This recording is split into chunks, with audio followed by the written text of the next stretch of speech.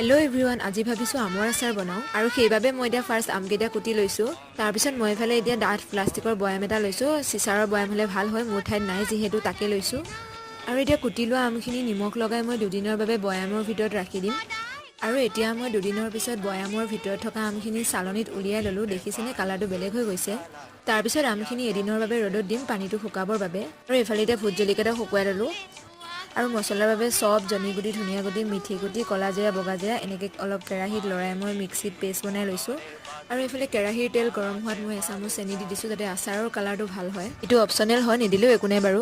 আৰু এতিয়া মই আমখিনি কেৰাহীত দি দিলোঁ, লগতে ভোট জলকীয়াটাও কুটি দিছোঁ।